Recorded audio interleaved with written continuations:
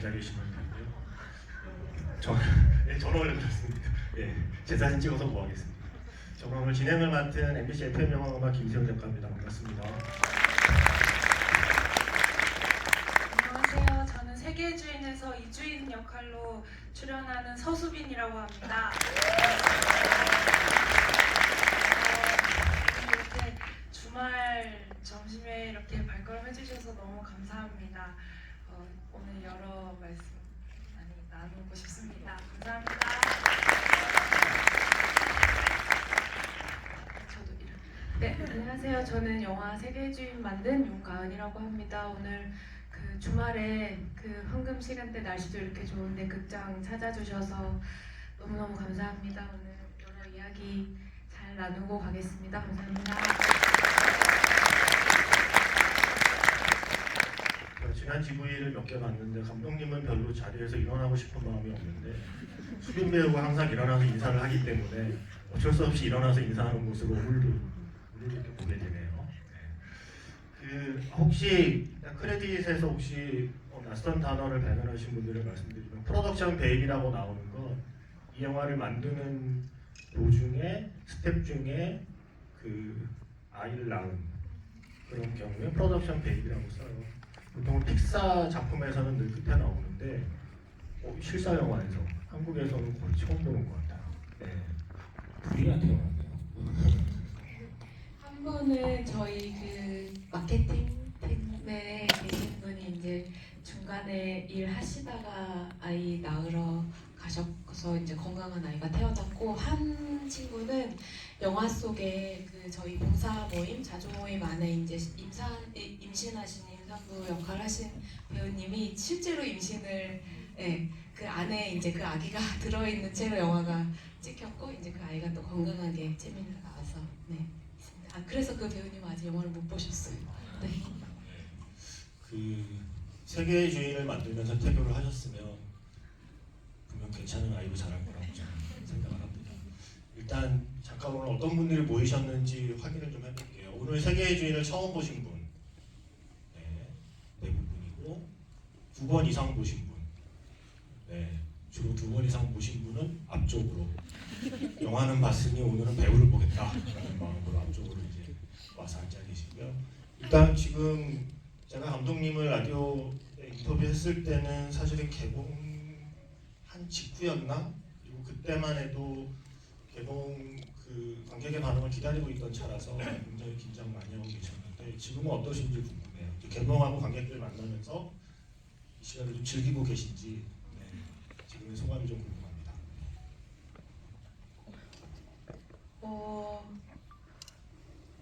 그 뭔가 이제 관객분들이 보내주시는 어떤 사랑과 응원을 잘 받고 있다고 말씀을 드리고 싶은데, 그 매번 긴장되는 것 같아요. 특히 방금 영화를 보신, 특히 오늘 처음 보신 분들도 많으실 텐데 다시 보신 분들도 마찬가지인데 감상이 어떠실지는 또 다른 것이라서 그냥 매번 관객분들 앞에 서는 게 제일 무섭고, 그게 이게 긴장이 잘 안 사라지는 것 같아서 괜히 오늘 그 수빈 배우님 아까 들어오기 전에 긴장했어? 괜히 막 물어보고 괜찮아? 막 이게 저한테 사실 하는 얘기였는데 지금은 그런 아직은 기다리고 이야기 들으려고 하고 그런 상황입니다.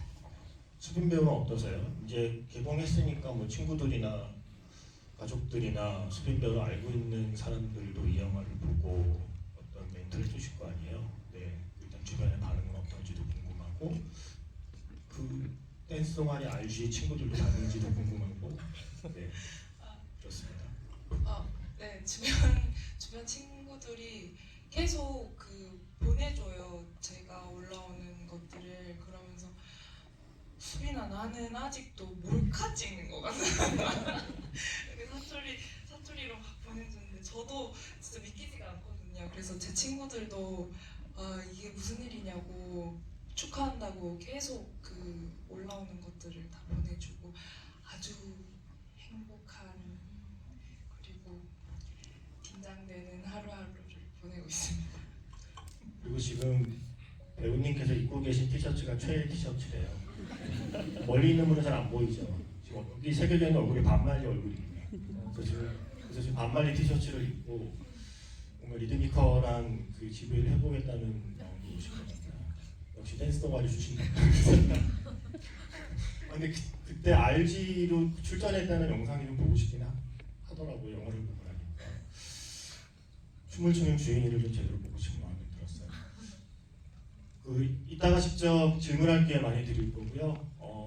기회는 많이 드리지만 선물은 5개밖에 없으니까 혹시 선물 못 받더라도 너무 서운해하지 마시고 질문 준비해 주시고요. 사실 앞선 GV와 질문을 다르게 하려고 해도 어쩔 수 없이 몇 가지는 겹칠 수밖에 없는 것 같아요. 누구나 이 영화를 보면 오프닝과 엔딩 얘기를 하지 않을 수가 없거든요. 일단 오프닝은 많이들 얘기하셨겠지만 감독님도 본인의 입으로 얘기하셨죠. 파격의 오프닝이라고. 전 영화를 보는 순간 오프닝만으로 손익분기를 넘기겠다는 욕망 같은 게 농담으로 이야기를 하잖아요.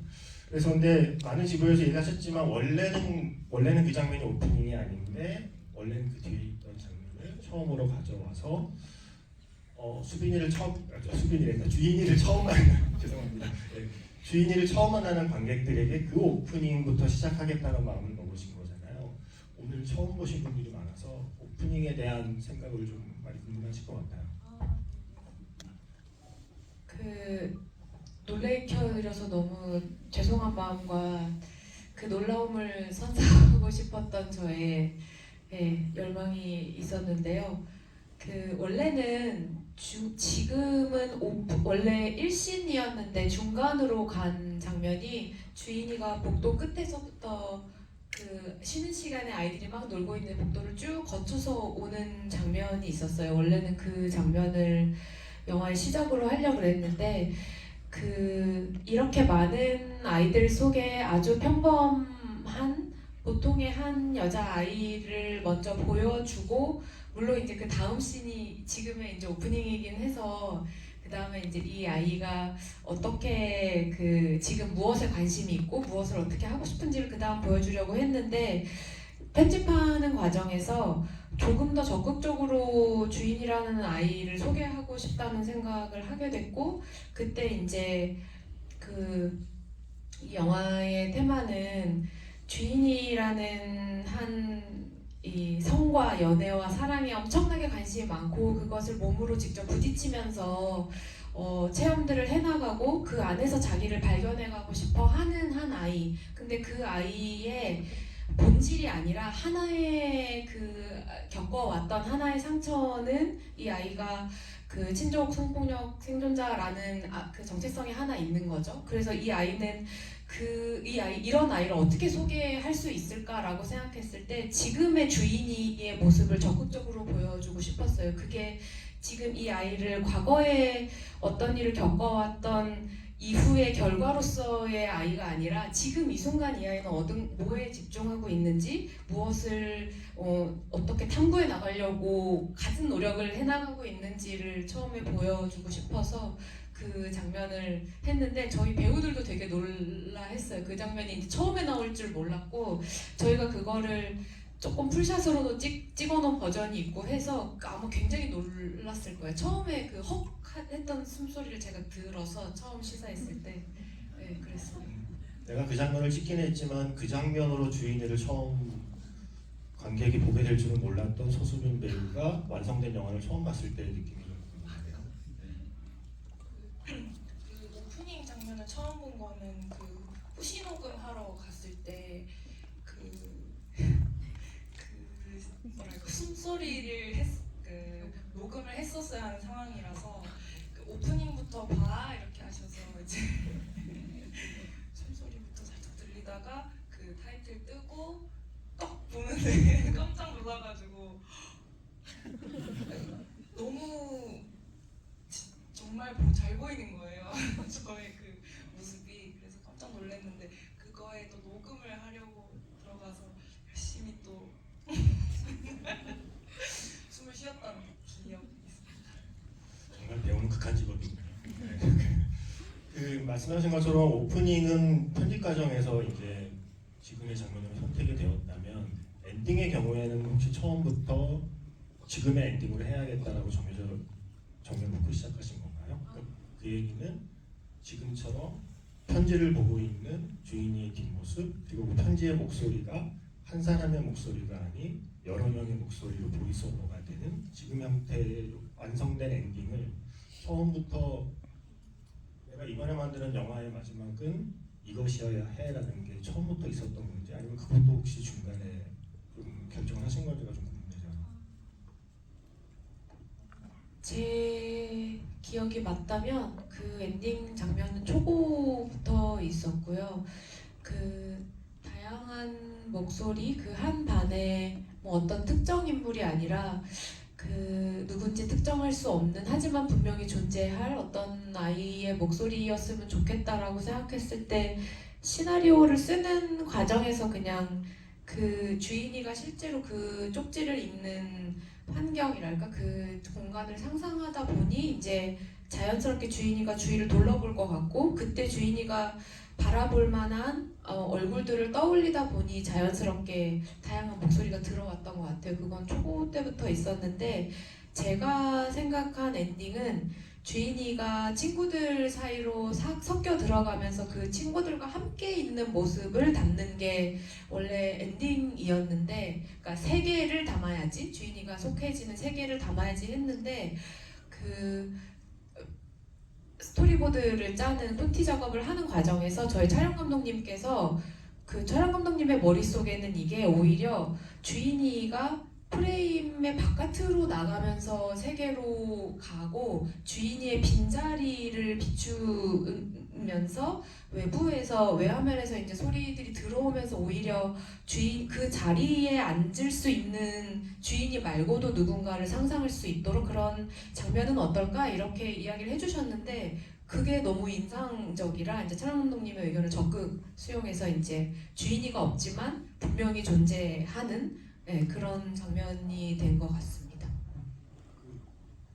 여러 명의 목소리로 편지를 읽는 것도 처음부터 정해놓고 시작하신 거예요? 네, 그거는 정했고, 다만 이제 편집 과정에서 그게 이제 영화를 개봉했으니까 그냥 말씀드리면, 이 영화가 혹시나 뭔가 그 장면을 쓸 때 저는 뭔가 어떤 메시지를 전달하거나 그런 의도가 전혀 없었고, 주인이가 이 모든 과정 끝에, 주인이는 변함이 없거든요. 사실은 이게 그 살아오면서 무던히 반복해서 자신을 세상에 던지면서 살아온 친구기 때문에, 근데 주인이가 나름 이제 학교에서 이런 큰 일을 겪었기 때문에 주인이의 성취가 있으면 좋겠다고 생각했어요. 그냥 저희 개인적인 바람으로. 그래서 이제 그런 엔딩이 됐는데, 이게 혹시 찍고 나서 보니 이게 혹시 뭔가 메시지를 전달하는 것처럼 보이나, 이런 고민이 있었어서 편집 단계에서 고민했던 거는, 유라가 주인이를 담는 카메라, 그 핸드폰 영상이 있는데 그거를 엔딩으로 가져가야 되나에 대한 고민을 마지막에 하다가 이제 그냥 그 쪽지의 미스테리를 밝혀야겠다는 이제 결심 때문에 이제 지금은 이제 그렇게 된 것 같아요. 네. 제가 어제 영화를 두 번째 봤는데 처음 볼 때보다 두 번째 봤을 때 엔딩이 훨씬 더 울림이 있었어요. 좀 기분이 이상해질 정도로 그 엔딩에서의 감정들을, 아마 사실은 진짜 이 영화를 제대로 가슴에 담아두는 방법은 엔드 크레딧 끝나고 조용히 그 감정을 간직한 채 집에 가시는 게 사실 최고의 방법이긴 한데, 오늘은 여러분 그럴 수 없잖아요. 그러니까 한번 이제 더 보시면 돼요. 다음엔 GV 없는 회차로. 그래서 엔딩이 끝났을 때 그 완벽한 어둠 속에 엔드 크레딧이 올라가는 동안, 내가 이 공간에 머물러 있는 동안 내 마음속에 떠오르는 생각들을 붙들고 진행하는 시간까지가 이 영화의 러닝타임이 될 거라고 저는 생각을 해요. 이게 뭐 이따가도 질문이 나오겠지만, 사실 미스터리 구조처럼 이야기를 시작을 하는 것이, 처음에는 쪽지로 전해지던 조금 혼란스러운 마음들이 마지막에 편지로 완성되는 이야기의 형태거든요. 그래서 그 마지막 주인이가 받은 편지는 사실 관객 모두가, 사실 중간에 주는 쪽지도 관객의 마음 같잖아요. 얘가 왜 이래? 내가 기대한 주인공의 모습이 아니야. 얘 왜 이렇게 왔다 갔다 해? 라는 마음들이 중간중간 마치 우리의 마음이 쪽지로 전해지다가, 마지막 엔딩에서의 그 마지막 보이스 오버도 왜 우리 좀 그런 마음 있지 않아요? 내가 정말 하고 싶은 말을 누군가 되게 잘해줄 때 고마워. 약간 좀 그런 느낌이었어. 나도 뭔가 이 영화를 보면서 느꼈던 뭔가를 이렇게 표현하고 싶은데 나 능력이 없어서 표현 못하는데 마지막에 그 편지 내용에서 다 잘 정리가 된 느낌? 그래서 저는 이 영화의 엔딩은 이야기를 전체를 다 알고 봤을 때가 사실은 더 큰 울림이 있었다는 말씀을 드리고 싶고, 어제 영화 볼 때 영화가 막 처음 시작하는데 이제 불 꺼지고 말씀하신 숨소리만 들릴 때 제 옆에 옆자리에 부녀로 보이는 분이 들어오셨어요. 한 20대 정도 되는 여성과 머리가 희끗희끗하신 아저씨가 이제 팝콘을 들고, 아마도 아빠와 딸인 것 같아요. 옆자리에 앉자마자 키스씬이 나오고 아버님께서 침을 꼴깍 삼키는 소리 한 번을 제가 들었거든요. 그리고 나서 자꾸 이제 신경이 쓰이는 거예요. 이쪽의 반응들에 대해서. 근데 그 아마도 따님으로 짐작되는 분께서 중간중간 훌쩍 계셨고, 그리고 마지막 엔딩에 다 나갔을 때 마지막까지 극장에 남아있던 세 사람이 그 두 분과 저였거든요. 그래서 그런 생각을 하게 되는 거죠. 저 아버지와 딸은 영화가 끝난 뒤에 무슨 말을 하게 될까, 무슨 말을 하면서 가게 될까가 너무 궁금해지는, 저에게는 어제 그게 이 영화에 담겨있던 에필로그처럼 저에게는 저장이 된 순간이었다는 쓸데없는 얘기와 함께 찰지 스필버그님께 여기 있는 누구보다 먼저 주인을 만난 거잖아요. 네. 사실은 굉장히 좀 샘나도록, 제 입장에서는 좀 샘이 나요. 그 주인이를 저보다 먼저 만나셨어요.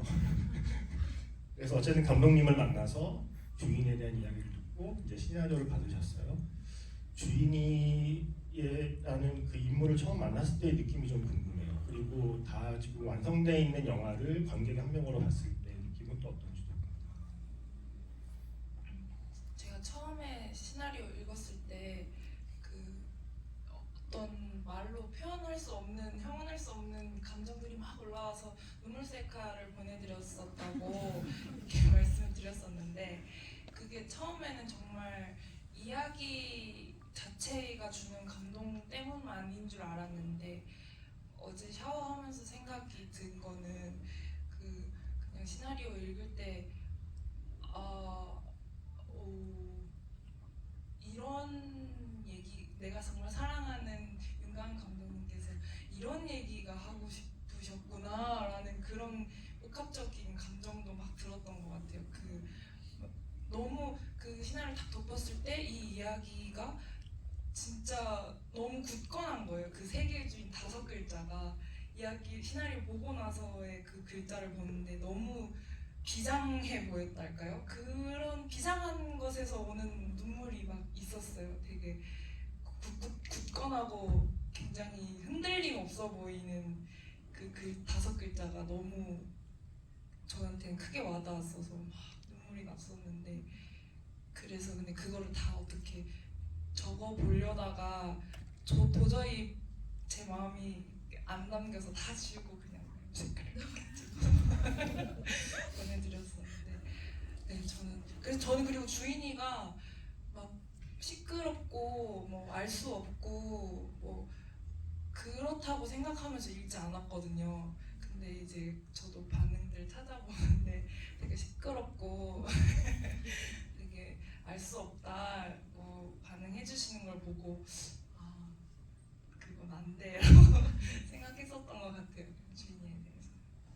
근데 그런 반응이라면 감독님의 의도대로 된 거 아니에요? 감독님 인터뷰에서 이 아이를 사랑해 주세요가 아니라 이 아이가 어떻게 보이시나요? 라고 묻고 싶은 영화를 만들었다고 하셨거든요. 그래서 그런 관객 반응에 대한 생각 좀 궁금하네요.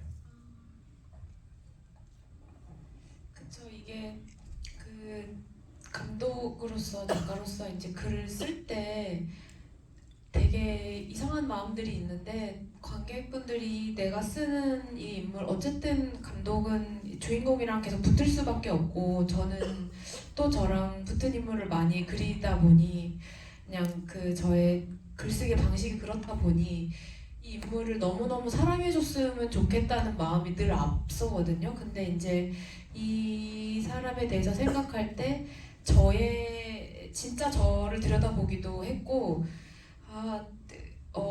사랑을 뭐 사랑받기 위한 어떤 요소들에 대한 의심이 저한테 좀 샘솟기 시작했던 무렵인 것 같아요. 그래서 어떤 요소가 사랑받을 만한 요소지? 왜 이런 거는 사랑받으면 안 되지? 왜 사람은 이러면 안 되지? 그리고 난 이렇게 모순적이고 분열적인데 그런 모순과 분열로서 사랑받고 싶은 마음이 저도 있는 거예요. 그런 나를 내가 내 스스로 이해하고 받아들이고 싶은데 그게 내 스스로 화해가 안 될 때 그게 내가 괴롭고, 근데 이제 그런 여러 가지 것들이 같이 작동을 하면서 한 인물을 바라볼 때 이런 요소는 좋은 요소야, 이런 거는 안 좋은 거야, 뭐 이런 거는 묻고 잊어야 돼, 이런 거는 밝게 비춰줘야 돼, 이런 구분이 없이 그냥 이 모든 사람들이 저는 사실은 어떤 면에서든 그림자와 밝은 빛을 동시에 갖고 있고 그게 그냥 사람인데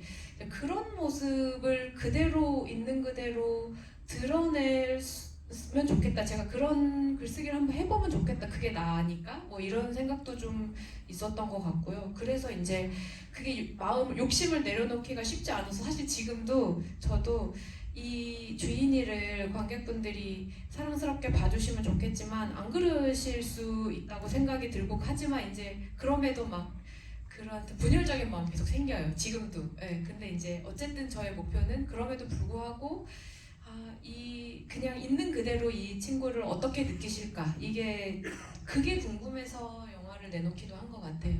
네. 저는 처음에 그 생각에서 지금의 생각으로 변화해 주셔서 너무 고맙다는 말씀을 드리고 싶고요. 이게 오다가 문득 생각났는데 제가 좋아하는 영화 캐롤 많이들 좋아하시죠? 케이트 블랜쳇 분이 말하나. 그 캐롤의 원작 소설 소문의 값이 1950년대인가 아마 출간된 걸로 알고 있어요. 제가 그 책 해설에서 보았나? 그런 얘기가 있었어요. 그 책이 왜 그 당시에 반향을 일으켰냐면 레즈비언 커플에 대한 이야기를 하면서 주인공이 죽지 않는 최초의 소설 이었기 때문에 그게 반향을 일으켰다는 그 설명이 있었어요. 정확한 팩트를 제가 확인해보진 않았지만 1950년이 되어서야 그 성소수자가 이야기 스토리텔링 안에서 죽지 않을 수 있었다라는 생각을 그때 처음 했고, 생각해보니 우리 영화에서도 브로크백 마운틴까지만 해도 그 주인공들에게는 죽음이라는 선택지를 피하기가 힘들었거든요. 그러니까 그게 비슷한 예는 될 수 없을 수 있겠지만 사실 성폭력 피해자가 등장하는 수많은 영화의 서사에서도 제가 기억하는 그 수많은 서사에서 주인이와 같은 이 활기와 생기를 가진 주인공으로 그려낸 영화를 본 기억이 별로 없는 거죠. 굉장히 힘들어하고 그 중에 때로는 죽음을 선택하기도 하고 자살이든 타살이든 그런 이야기를 보다가 세계의 주인을 보면서 느끼는 최초의 당혹감은 영화가 끝났을 때 행복감이라는 생각이 좀 드는 거죠. 이런 표현이 허락될지 모르겠지만 주인이와 같은 일을 겪은 주인공이 등장하는 최초의 어드벤처물이 탄생했다고 저는 생각해요. 일종의 어드벤처물을 우리는 본 셈이 아닌가라는 생각을 했어요. 제가 얼마나 조마조마했는지 아세요? 영화 중간에 그 개울 이렇게 보잖아요. 수많은 클리셰에서는 거기에 시체가 떠내려와 있거나 애가 또 뛰어내리거나 이럴까봐 조마조마 마음을 품게 만드는 그 이전의 그 수많은 서사를 듣고 이 영화에서는 감독님께서 수빈 배우를 캐스팅할 때 처음 염두에 두었던 불굴의 활기를 가진 주인의 모습을 끝까지 고집해 주셔서 고맙다는 말씀을 조금 떨어져 있으니까 이 자리를 들어드리고 싶고요. 바로 붙어 있으면 창피해서 말을 못하겠는데 이제 그럼에도 불구하고 궁금한 게 많지만 한두 장면 정도만 제가 질문하고 질문 기회를 일단 넘겨드릴게요. 그렇게 불굴의 활기로 헤쳐나가던 주인이고 자기 감정을 폭발하는 시퀀스가 세차장 장면이 나오잖아요. 많은 분들이 그 장면에 대한 좀 궁금함이 있을 텐데 그 세차장 장면을 제가 알기로는 한 번에 테이크로 안 간 걸로 알고 있어요. 그리고 그 차 안에 차 공간이 좁아서 감독님은 타고 있지 않고 배우 두 분만 앉아서 오롯이 배우 두 분이 만들어낸 일종의 그 감독님의 디렉팅은 있었겠지만 배우 두 분이 그 인테이크의 시퀀스를 완성한 거라 일단 저는 제 궁금증은 촬영하기 전부터 아마 배우 입장에서는 그 장면에 대한 걱정과 부담이 컸을 거라는 생각이 들었고 그리고 실제로 그 테이크를 가면서 지금 우리가 영화에 보는 지금의 좀 테이크를 촬영했을 때 촬영이 끝났을 때의 느낌이랄까. 그래서 장혜진 배우님과 함께 저 시퀀스를 촬영했던 그날의 기억도 좀 궁금하고요. 네. 맞아요. 저도 시나리오 읽었을 때는 세차장 씬이 크게 막 걱정이 되지는 않았던 것 같아요. 솔직히 왜냐면 제가 아예 그냥 데이터베이스가 아예 없다 보니까 어떤 씬이 어렵고 어떤 씬이 뭐 이런지를 아예 모르다 보니까 그냥 다 그냥 저한테 너무 무겁게만 느껴졌었지. 근데 이제 선배님들이나 동료 배우들이 뭐 세차장 씬 찍었어? 막 이렇게 물어볼 때마다 점점 이렇게 마음의 준비를 해갔었는데 현장에서 딱 도착했을 때 감독님께서도 약간 저를 많이 챙겨주셨어요. 평소에도 많이 챙겨주셨는데 그날따라 약 같은 것도 막 제가 약간 배가 아플랑말랑 했었는데 감독님 개인 약통을 어디 멀리 가서 가져오셔가지고 막 이것저것 저한테 막 이게 좋다 엄청 많이 약을 주셨는데 그때 우리가 보통 연기 잘하면은 약 빨고 연기 그걸 지금 실천하신 거네요. 네. 그런가? 그때 그래서 감독님도 살짝 뭔가 평소랑 조금 다르시다 해서 더 긴장이 막 되는 거예요.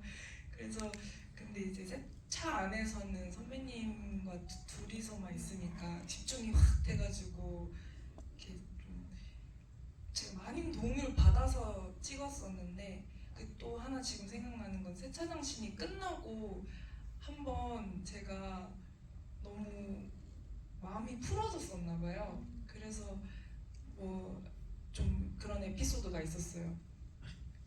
감독님께서 세차장 씬이 끝났지만 끝까지 유종의 미를 거두자고.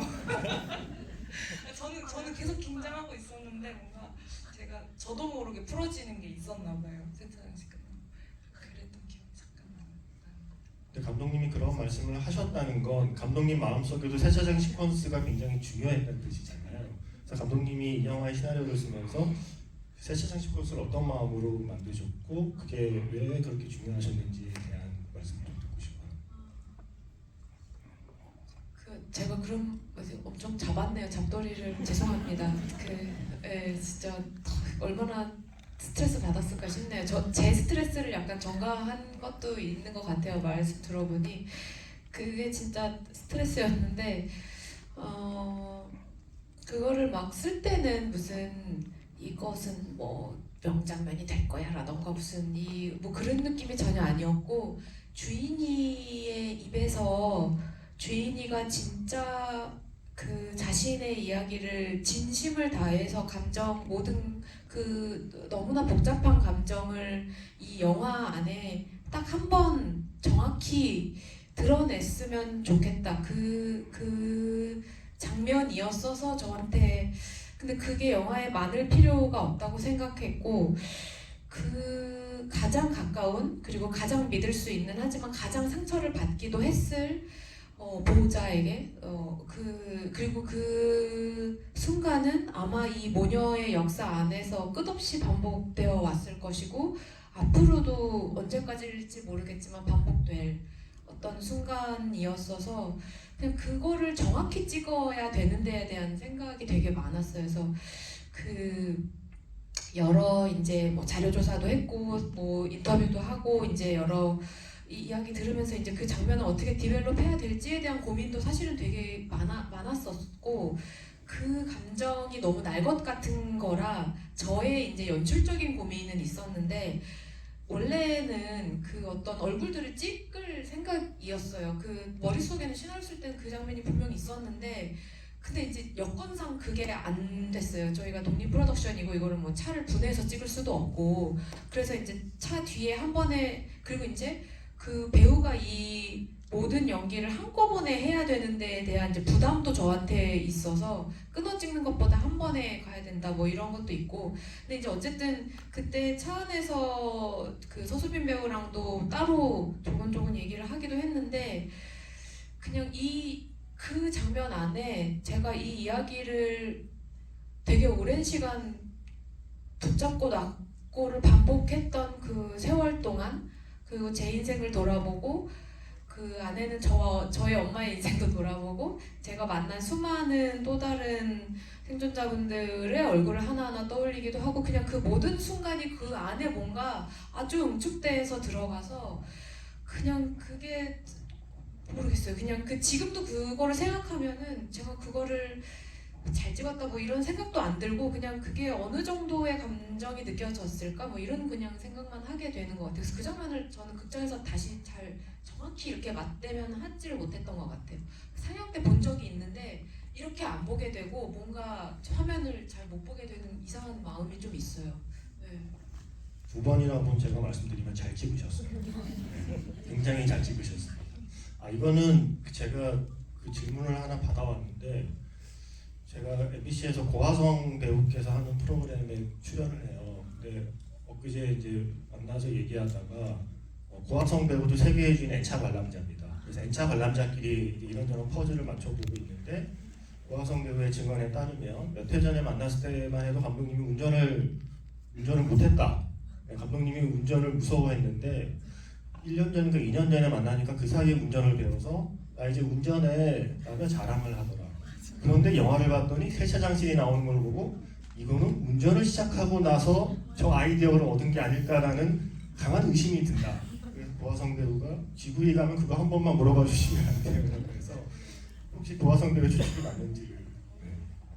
정말 고화성 배우님 훌륭한 배우님이신데 그 진짜로 제가 한 5, 6년 전에 배우님 처음 만났을 때는 운전을 못했고 굉장히 무서워했는데 그 다음에 운전을 시작했어요. 근데 이제 확실히 그런 게 있더라고요. 운전을 실제로 차를 갖고 다니다 보니 차에서 보내는 시간이 좀 길어지고 차가 생각보다 다양한 곳을 가는구나.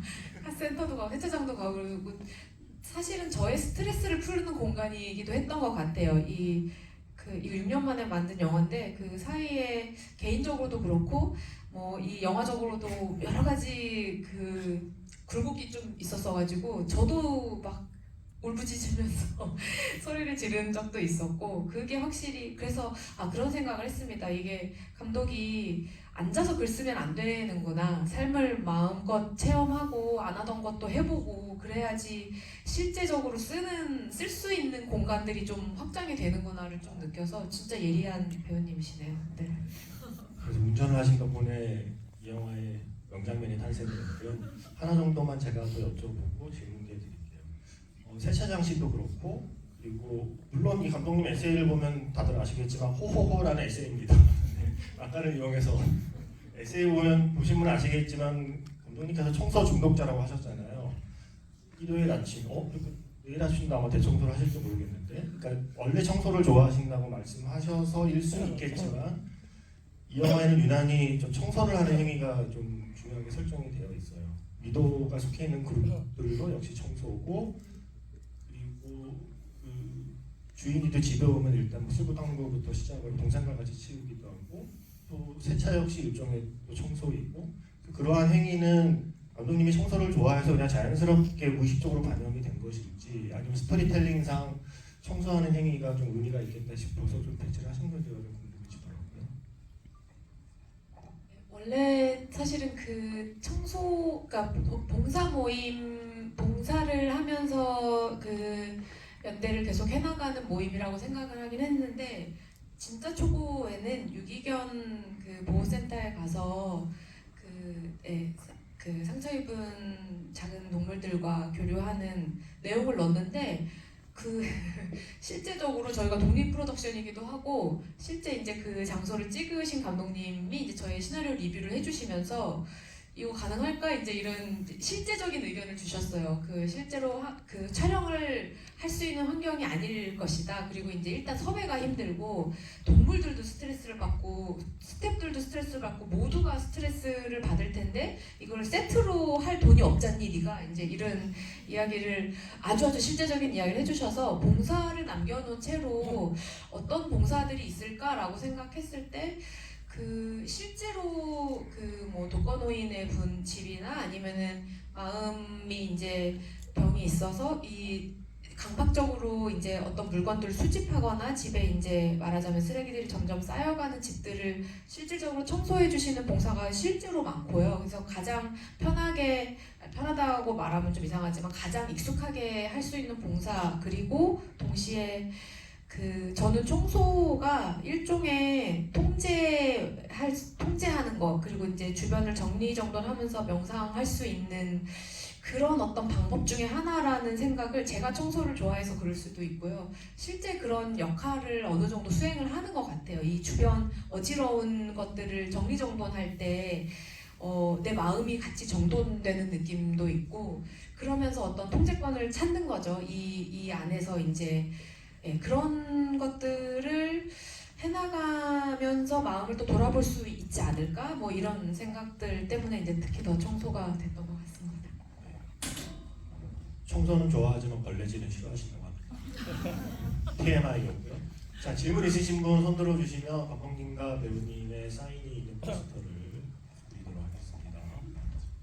자, 일단 좀 뒤에서부터 내려온, 지금 마이크 어디 있어요, 근데? 앞에서부터 나가겠습니다. 자, 여기에 그 까마귀님 남자.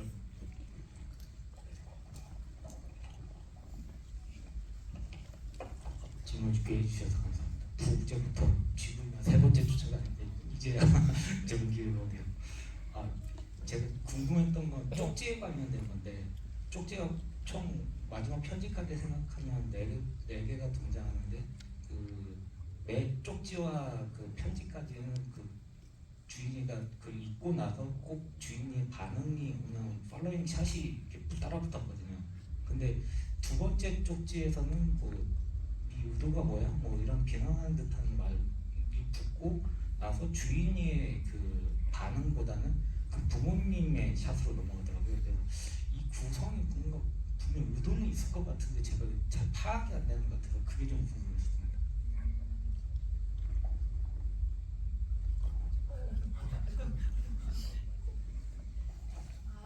그 지금 구성은 첫 번째는 주인이가 쪽지를 받고 그 얼굴을 보여주죠.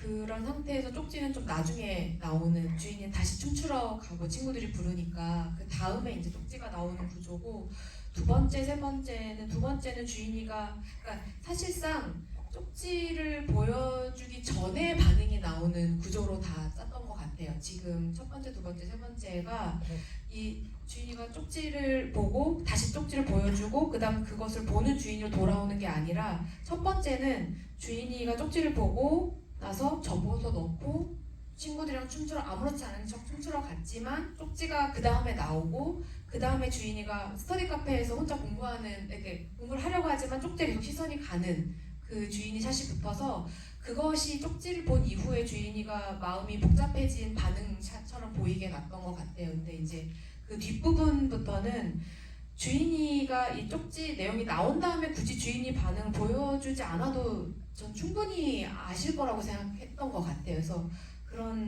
이게 그렇게까지 친절하게 편집을 하지 않아도 주인이가 이미 그 쪽지를 읽는 모습은 등장하기 때문에, 그때 이미 관객들은 두 번째 쪽지부터는 쟤 또 뭘 받았지? 어떤 공격을 들었을까라는 그 심장이 철렁하는 그 느낌을 갖고, 그 다음에 쪽지가 나왔을 때 이제 주인이가 이 쪽지에 대해서 어떻게 마음을 가질지에 대한 마음을 가지고 그 다음 삶이 이어지도록 하는 구성을 좀 만들었던 것 같습니다. 지금 기억에. 네. 그 쪽지 글씨는 누가 쓴 건지랑 그 유라의 그 웹툰 그림은 누가 그렸는지가 갑자기 궁금해요. 그 저희가 사실 모든 스태프분들, 배우분들 전부 다 그 글을 써봤어요. 다 같이. 근데 이게 뭐 정말 성별도 특정할 수 없고 뭐 나이도 특정할 수 없는 그런 글씨체를 저희가 다 찾고 있다가, 그 유라 역할 연기한 광채은 배우의 글씨체가 당첨이 된 거예요. 그냥 정말 유라가 제가 아니라 강채윤 배우님의 그 글씨체, 손글씨체가 가장 적합하다는 생각이 들어서 그 채윤 배우의 글씨였고요. 네, 웹툰은 저희 미술팀에 이제 아주 솜씨가 좋은 분이 계셔서 계속 이제 처음에 너무 잘 그리셔가지고 고등학생입니다. 네, 지망생이고 열심히 하지만 조금 더 뭐 이렇게 그래서 이제 그 오히려 못 그리는 쪽으로 수정을 조금씩 해나가면서 그렇게 했습니다. 영화가 정말 잘 되면 그 웹툰 좀 출간해줬습니다. 재밌을 것 같은데. 자, 또 질문 있으신 분 손 들어주시면 잠깐만요. 그 뒤에 다시 한번 볼게요. 예, 그 가운데 여자분. 네. 네.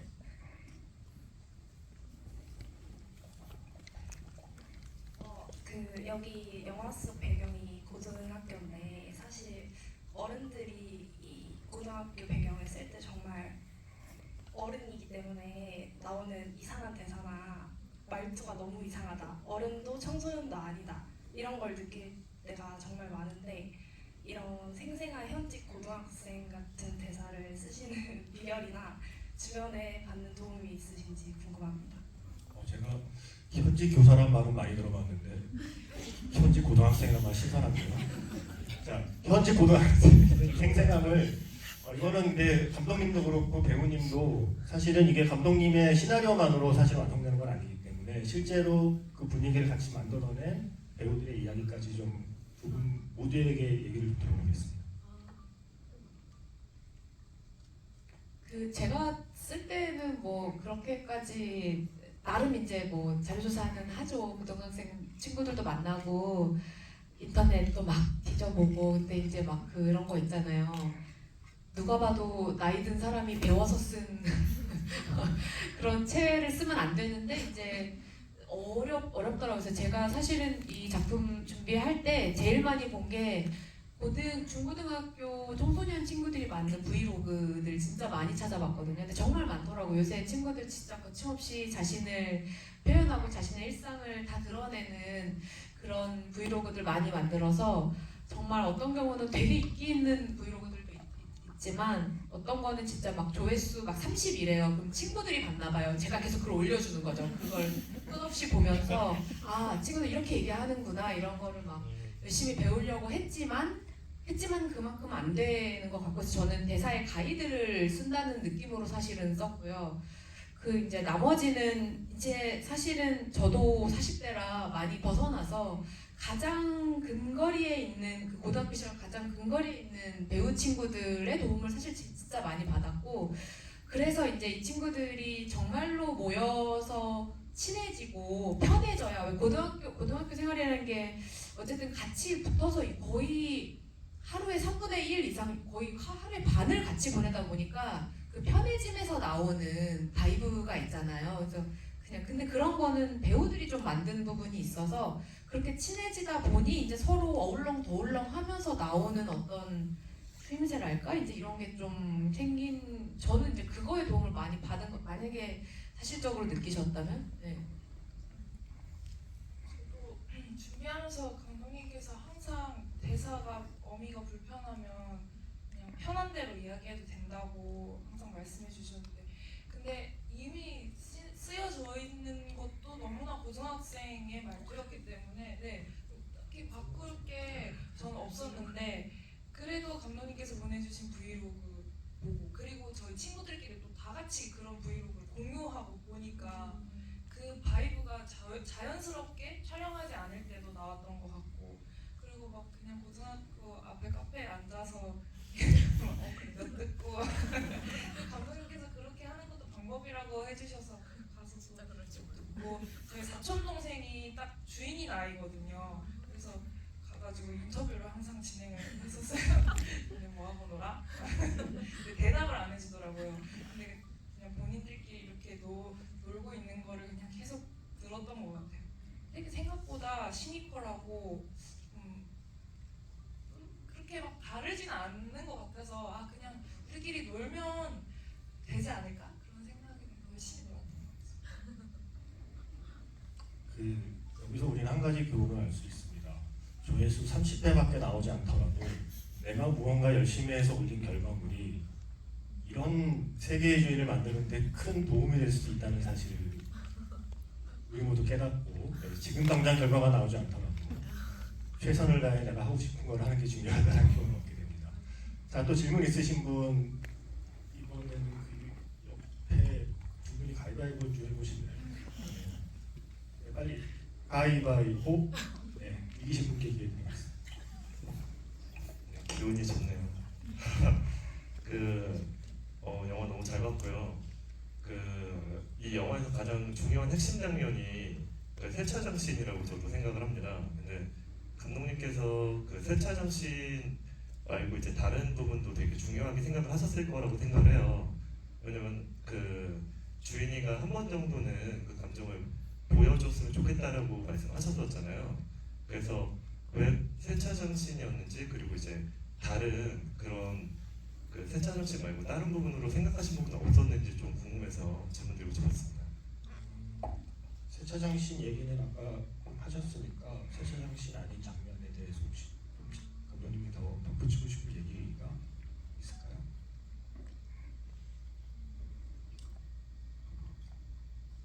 그러니까 아마 세차장 씬 같은 경우는 주인이가 어떤 가면을 쓰지 않고 그냥 정말 날 것 그대로 고통을 드러내는 한 장면을 생각했기 때문에 그 어떤 밖에서는 막 엄청나게 기계가 돌아가고 있고 막 비눗물도 쏟아지고 물도 쏟아지고 하지만 내부는 안전하잖아요. 그런 가운데 소음도 큰 가운데 가장 믿을 수 있는 사람이 옆에 있고, 그리고 원망의 대상이기도 하고 엄마는 이제 그랬을 때 대상을 앞에 두고 쏟아내는 거는 저 완전히 다른 느낌이라고 생각해서 이제 그런 장면이 만들어졌던 것 같고요. 그 장면 말고 제가 중요하게 생각했던 몇몇 장면들이 있는데, 그거는 저희가 실제로 테이크도 진짜 많이 갔는데 주인이가 처음으로 그 얘기를 욱해서 하게 되는 소의 어떤 도발이랄까, 이제 뭐 모르겠어요. 그것을 도발로 느낀 거죠, 주인이가. 그리고 이제 그럴 생각이 없었는데, 그렇게까지 이야기할 생각이 없었는데 이 짜증이 나고 이게 틀린 말일 때 이제 스멀스멀 올라오는 이제 거부할 수 없는 어떤 그 분노와 그런 것을 어떻게 하면 그 진짜 어떤 날 것 그대로 담아내지. 이제 그 장면이 저도 어려웠지만 배우들도 진짜 어려워서 테이크를 진짜 많이 갔어요 그때. 그래서 막 그 말을 이제 대사도 우리가 막 바꿔보면서 막 하고, 그리고 이제 근데 그게 그렇게 말을 확 한 다음에 어쩔 건데 내가 뭐 망가진 거 같냐 한 다음에 그걸 또 무마하는 주인이가 있잖아요. 그러니까 이게 아주 복잡한 장면인 거예요.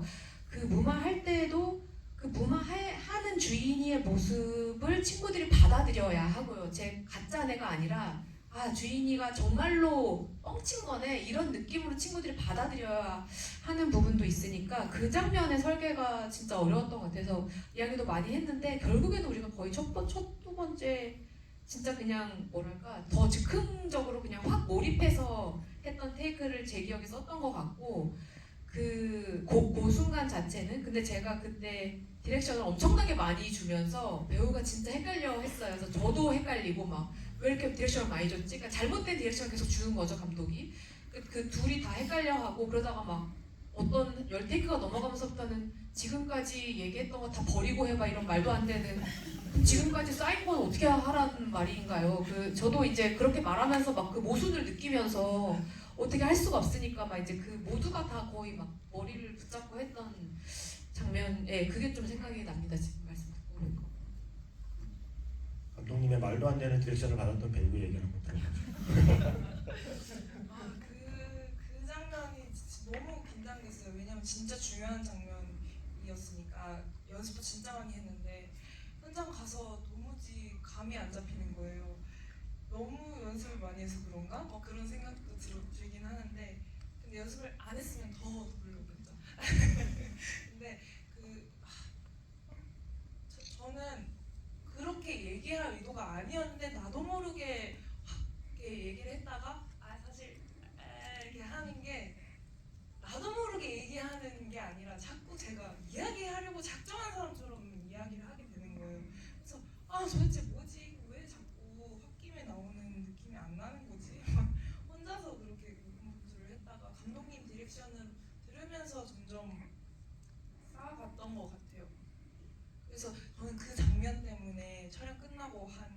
2달 정도를 이불킥하면서 지냈던 거.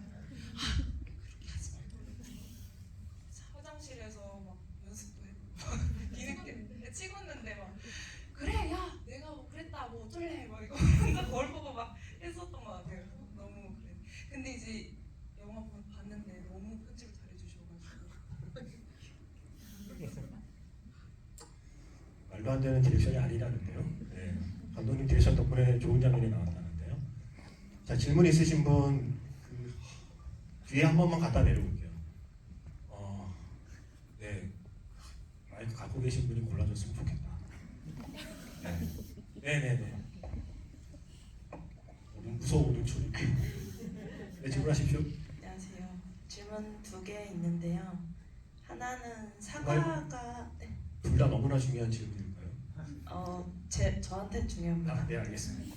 첫 번째는 사과가 포스터에도 나올 정도로 큰 오브제인데 약간 정확한 정체를 모른 채 끝나가지고 약간 트라우마랑 관련된 주제라서 그걸 의미하는지가 궁금했고요.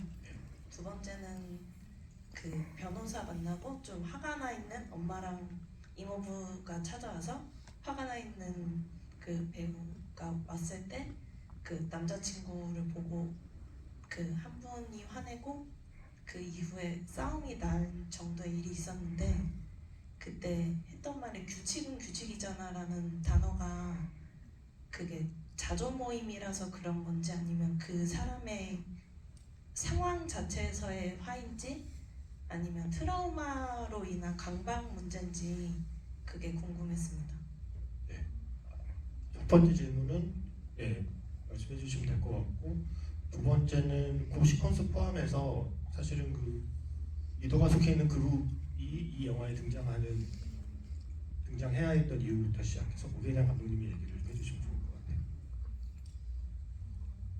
같아요. 사과는 이제 제가 뭐 배우들이나 스태프분들과 이야기한 여러 가지가 있지만 저희도 뭔가 이것을 그렇다면 이 주인이는 어떤 과거의 트라우마가 연결돼서 사과를 싫어하는 걸까? 그게 정확히 무슨 상황인지는 모르겠지만 뭐 그런 질문, 그리고 아니면 주인이는 그냥 사과를 싫어하는 사람일 수도 있잖아요. 그런 사람일까? 이런 것에 대한 정확한 결론을 내지 않았어요. 그 영화에서도 그렇게 기능하기를 바랬던 것이 우리는 어떤 일을 겪으면 그게 이제 결국 그냥 이 영화, 제가 영화 안에서 이거에 무슨 메시지가 아니라 그냥 질문이 하나가 있었던 것 같은데, 우리는 어떤 사람이 어떤 일을 겪었다고 하면 그 일이 우리가 감당하기 벅찬 종류라고 느껴지면 마치 이 사람의 지금은 모두 그 과거에서부터 기인한 것처럼 우리는 느낄 때가 되게 많은 것 같아요. 그것은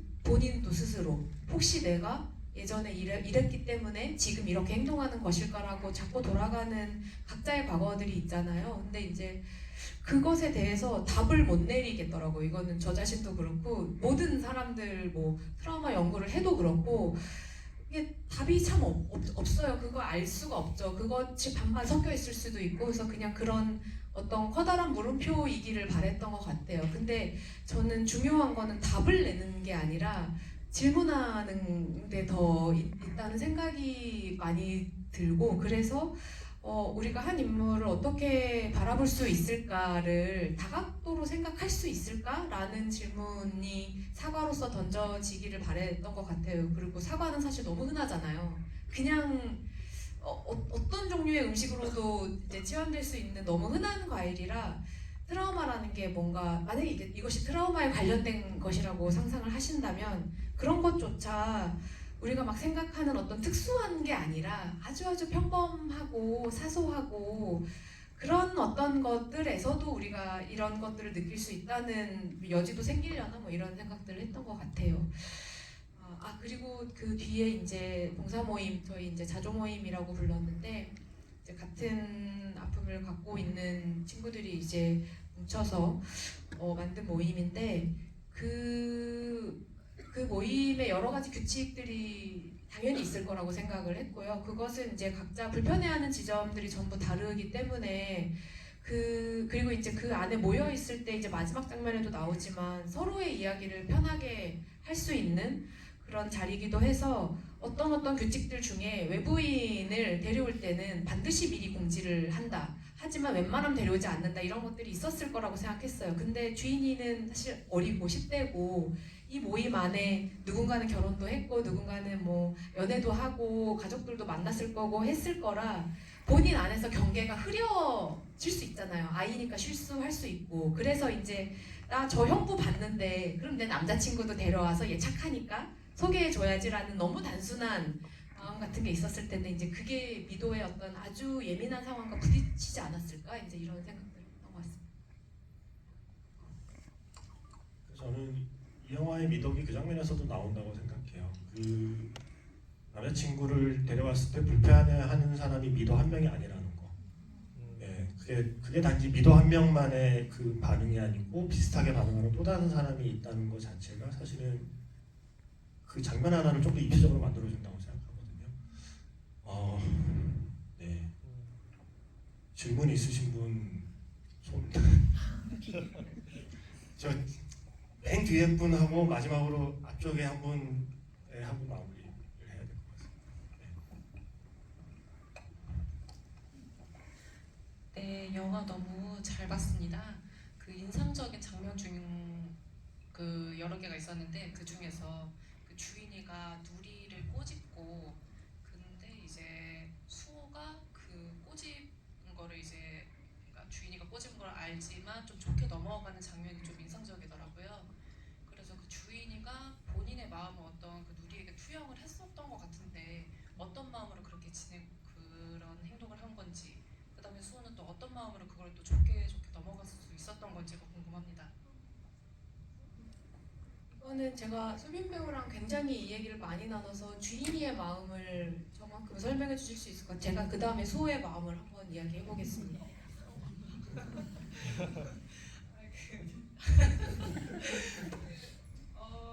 일단 제가 같이 얘기를 나눴을 때는 주인이가 딱 누리만 할 때에 있었던 일을 자꾸 일단 주인이는 어린이를 별로 좋아하지 않았다고 이야기를 나눴었어요. 왜냐면은 딱 그 어린이집 다니는 나이대에부터 이제 있었던 일이기 때문에 그래서 누리를 볼 때도 또 본인의 모습이 자꾸 보였다고 생각했어요. 그냥 아닌데 뭐 그렇게 안 아픈데 그러는 게 잘못된 방법으로 알려준 게 아닌가.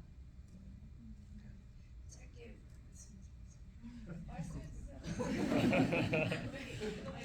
네, 정확하게 이야기했어요. 그거를 막 어떤 정확히 이렇기 때문에 A이기 때문에 B다 이렇게 저희가 공식을 세우지는 않았었던 것 같아요. 근데 이제 아주 복잡한 마음이 주인이 안에서 올라왔을 것 같고 그리고 동시에 주인이는 그냥 애가 센 척하는 게 재수없을 수도 있고 그 여러 가지 마음, 진짜 여러 가지 마음일 거라고 생각했어요. 근데 이제 아주 잘못된 행동이죠. 근데 우리는 그런 걸 하잖아요. 실수를 하죠.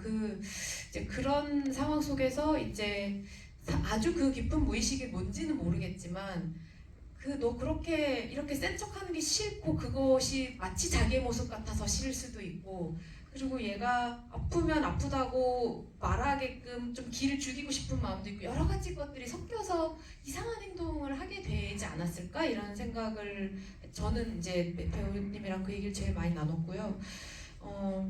수호가 이제 그런 것 같아요. 제가 이제 그 중간 부분에 이제 어떤 씬이 있었는데 그 씬을 영화에 담지는 못했는데 그리고 이제 시나리오 단계에서 좀 삭제된 장면도 있고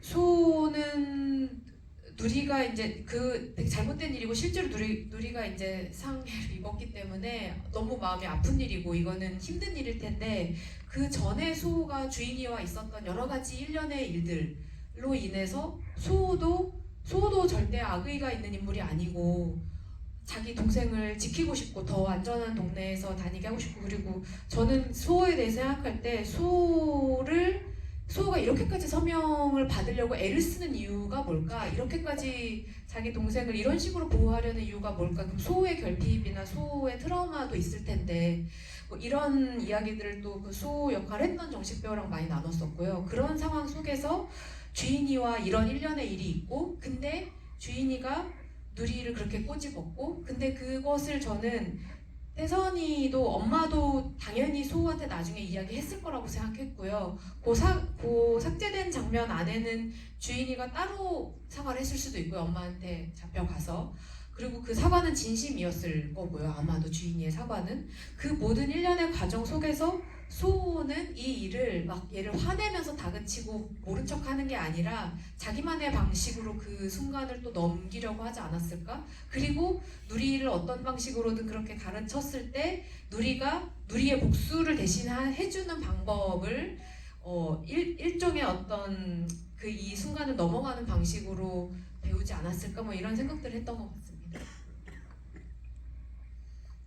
수호가 애는 착해요. 눈치가 조금 없어서 그렇지. 서명 다시 받으러 갈 때 사과 주스가 뭐니? 보면서 네가 눈치가 좀만 있었으면 사과 싫어하는 걸 알았을 텐데라는 생각을 하면서 내가 착하긴 한다는 생각을 했었죠. 여기 마지막 질문 여기 앞에 기회 드리고 마무리하겠습니다. 두 분 가위바위보 하셔야 될 것 같은데요. 예. 자, 두 분 가위바위보 하세요. 가위바위보. 네. 이긴 분께 마지막 질문 기회를 가고 또 짧은 질문이면 참 좋겠다. 아니 그냥 하세요. 그 혜인이에 대해서 질문을 한번 드리고 싶어서. 고맙습니다. 네. 제가 안 그래도 그 혜인이가 계속 눈에 밟혀서 혜인이 질문을 해보고 싶었는데 고맙습니다. 그 혜인이가 혼자 시간 보내는 동안에 편히 먹을 수 있고 또 맛있는 게 과자인 것 같은데 아토피가 계속 심해지는데도 집안에서 이제 사라지지 않는 게 과자더라고요. 그래서 이게 아이가 좋아해서 어쩔 수 없이 이게 사라지지 않는 것인지 아니면 뭐 예쁜 꽃을 보여주고 또 시들게 하는 엄마를 같은 맥락에서 보여주시는 건지 아니면 혜인이가 뭐 직접 용돈으로 그냥 사 먹거나 해서 관련이 없는 것인지 궁금해서 질문 한번 드립니다. 진짜 예리한 질문을 해주셨어요. 그 아이들은 과자를 좋아합니다. 그래서 근데 이제 먹으면 안 되죠. 그 본인도 알 거예요. 그래서 혜인이의 과자 장면을 찍을 때 그 예를 들면 이제 처음에 과자를 들고 오는 장면이 있어요. 그것은 이제 아빠한테 갔다가 올 때 저 아빠가 사준 거죠. 예, 오랜만에 보는 아이의 마음을 달래주고 싶어서 그것이 안 좋은 것을 알지만 이 아빠는 사줄 수 있을 거라고 생각을 해서 그때 들고 오는 거고 또 이제 주로 혜인이는 혼자 있을 때 과자를 먹습니다. 엄마 앞에서 먹지 않죠. 예, 그래서 그것은 아마 아빠에게 받은 용돈이나 자신이 이제 아낀 용돈으로 몰래 사 먹는 것이라고 생각했고 그것을 아는 누나가 이제 단도리를 해주는 그런 식으로 구성을 했던 것 같아요. 예. 제가 감독님 저희 프로 출연했을 때도 그 말씀 드렸는데 감독님 영화에서 항상 남동생을 좋게 그려주셔서 참 감사한 마음을 갖고 있습니다. 제가 한국의 남동생을 대표해서 누나만 둘이 있는 그 남동생 캐릭터를 너무 잘 그려주셔서 고마운 마음을 갖고 있고 이 영화에서도 결국 사람들이 그 쓰다만 혜인이의 편지를 오랫동안 간직할 거잖아요. 마음속에 그 편지를 남동생이 쓰게 해주셔서 무척 감사하다는 말씀과 혜인이 저는 남동생이다 보니 혜인이 생각을 더 많이 하게 되더라고요. 얘는 왜 마술을 하게 되었을까? 언제부터 마술을 하게 되었을까? 그냥 표면적으로 보면 누나가 겪은 일을 포함해서 뭔가 안 좋은 것들을 그 학예에서도 하듯이 걱정거리를 사라지게 하고 싶어서 했을 수도 있지만 사실은 엄마의 관심이 누나에게 가 있는 동안 어쩌면 관심을 더 받고 싶은 그 동생의 마음도 있었을 거라고 남동생인 저는 생각을 했거든요. 그래서 다시 한번 이 자리를 빌어서 그 우리들의 남동생에 이어 다시 한번 우리가 사랑할 만한 남동생을 만들어줘서 감사하다는 말씀을 드리고 싶고요. 그 방금 말씀드린 학예의 장면에서처럼 모든 걱정거리를 마술로 깨끗이 없애주는 영화들도 있죠. 하지만 이 영화는 실제는 그렇지 않다는 것을 영화 장면에서조차 보여줍니다. 걱정거리는 그렇게 마법처럼 그렇게 한순간에 사라지지 않죠. 아까 세차장 장면도 사실은 메타포를 보자면 마치 이 영화 안에서 그 주인이의 그 모든 것이 이 영화 2시간 동안의 스토리텔링이 끝나면 관객이 굉장히 편안한 마음으로 아 이제 주인이의 힘든 시간은 다 끝났고 앞으로는 좋은 친구들과 좋은 일만 생기겠지라는 그런 생각을 하게 하는 영화는 아니거든요. 저는 세차장 장면을 보면 두 번째 보면서 그 생각을 했어요. 그러니까 세차를 해도 비는 또 와요. 차는 또 다시 더러워집니다. 내가 아무리 운전을 조심히 해도 내 옆에 차가 밟고 간 구덩이에서 튄 흙탕물을 피할 재주는 없는 게 인생이라고 생각합니다. 그게 두려워서 차를 가만히 주차장에 세워만 놔도 먼지는 쌓입니다. 그러니까 저는 아마 주인이는 앞으로도 계속 이 시간들을 어떻게 보면 품고 가야 할 것이고 그때마다 열심히 지우면서 열심히 씻어내면서 열심히 다독이면서 자기 갈 길을 갈 거라고 생각해요. 세차할 때 보면 그 창문 앞에 문구 보셨나요? 브레이크 밟지 마시오. 주인이는 브레이크를 밟지 않고 자기 인생을 자기 마음대로 잘 운전해갈 아이라는 믿음을 주었기 때문에 영화 안에서 모든 스토리텔링이 깔끔하게 모든 우리의 걱정거리가 사라지지 않아도 조금은 편안한 마음으로 극장을 나설 수 있었던 것 같아요. 그게 제가 좋아하는 와일드라는 영화에서 리지드 스푼의 엄마였던 로라던이 그런 말을 하거든요.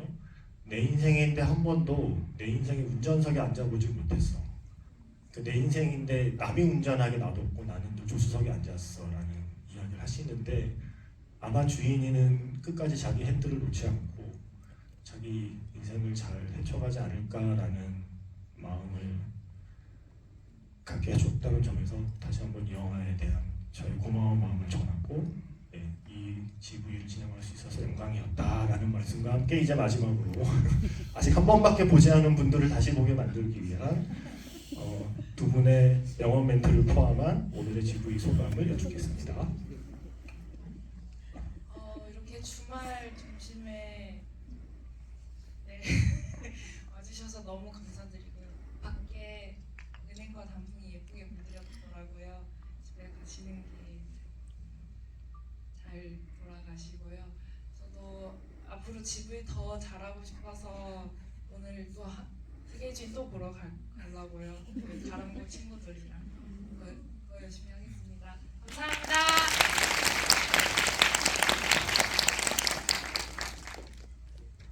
그렇구나. 나를 빼고 영화를 보네요.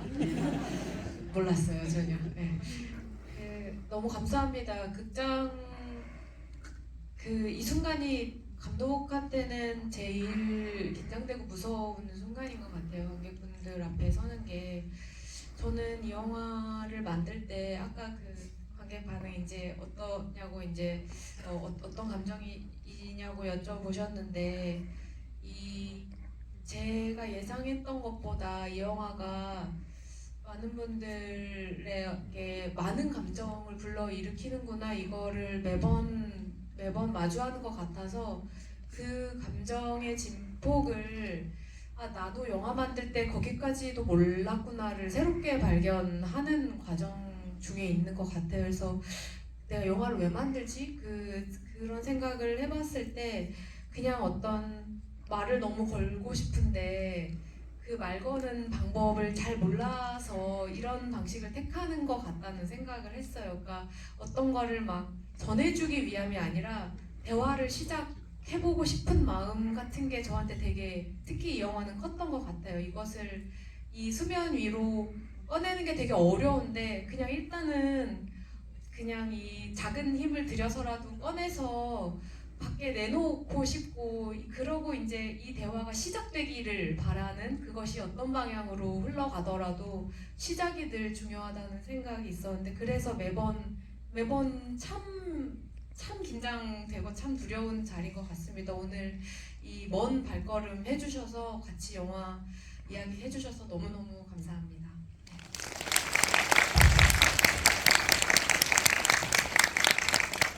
제가 좋아하는 영화를 봤을 때는 꼭 드리는 말씀이 있어요. 영화의 상영 시간은 영화 정보에 나와 있는 뭐 1시간 반, 2시간이 아니라 그 물리적인 상영 시간이 아니라 그 영화가 내 마음 안에 머무는 시간이라는 말씀을 드리거든요. 이 세계의 주인이라는 이야기가 이 영화가 지금 끝난 뒤에도 GV 끝나고 집에 가는 동안에도 내일도 내일 모레도 오랫동안 이 세계의 주인이라는 작품이 나에게 던진 질문을 오랫동안 품고 있는 유통기한이 만년은 안 될 수 있겠지만 아마 저마다의 상영 시간으로 세계의 주인을 품을 수 있게 되지 않을까라는 기대를 해보고요. 세계의 주인이라는 영화의 영문 제목은 더 월드 오브 러브입니다. 왜 영문 제목이 월드 오브 러브였을까에 대한 생각까지도 함께 오랫동안 해보시는 주말이 되기를 바랍니다. 오늘 함께해 주셔서 진심으로 감사드립니다. 고맙습니다.